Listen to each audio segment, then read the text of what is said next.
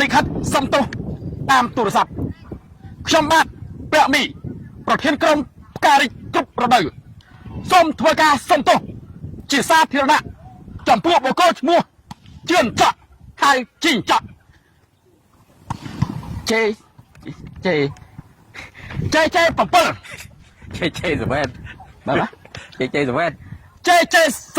7ដោយមូលហេតុ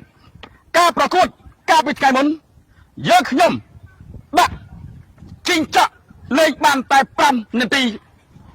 ក៏ដូរចេញធ្វើឲ្យ JJ7 ខ្មាស់គេយ៉ាងខ្លាំងដូចដើរស្រាតកុំសាច់គេពោលសំទោសគេហ៎ដូចដើរស្រាតកណ្ដាលផ្សារអញ្ចឹងដូចនេះដើម្បីព្យាបាលជំងឺផ្លូវចិត្តលោកច័កខ្ញុំបាទប្រាក់មីសូមធ្វើសន្យាថានៅថ្ងៃទី31ខែ5ខាងមុខនេះដល់ណាទេក្នុងការប្រកួតពានរង្វាន់សុខីលិច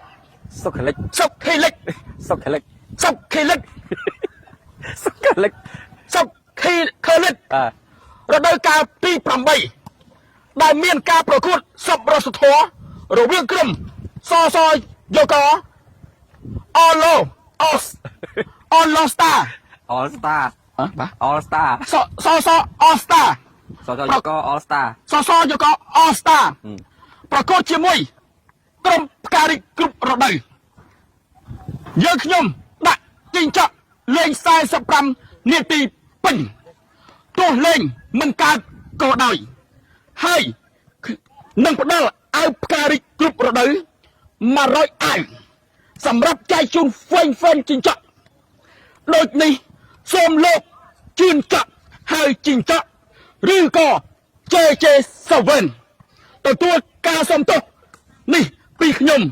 ត្រៀមខ្លួនសម្រាប់លេង45នាទីពេញដូចនេះសូមលោកប្អូនមកចូលរួមឲ្យបានបងប្អូនដូចនេះសូមបងប្អូនមកចូលរួមឲ្យបានច្រើនកកកដើម្បីជាសាក្សីថា JJ7 លេងបានពេញតង់ឬអត់ថ្ងៃនេះផងដែរក៏មានតារាចម្រៀងហងមាសមិនហងមាសទេបាទមាសសុកសុភាក៏មានតារាចម្រៀងមាសសុកសុភាក្រុមក្មេងខ្មែរគីងគួយស្អីគីងឈី rapper ក្រុមក្មេងខ្មែរគីងឈីនិងតារាចម្រៀងផ្សេងទៀតផងដែរដើម្បីជាការលងចិត្តលោក JJ7 ហើយជីងច័កសូមស្ដាប់ចម្រៀងអាយ៉ៃមួយបទ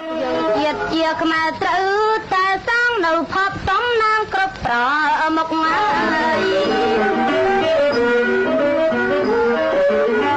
យើងជាតិជាខ្មែរត្រូវតែសាងនៅផបសំណាងជាប្រមុខកសាងកសលផ្ដល់នៅសុខសាបយើងរួចសុខភ័យវេរី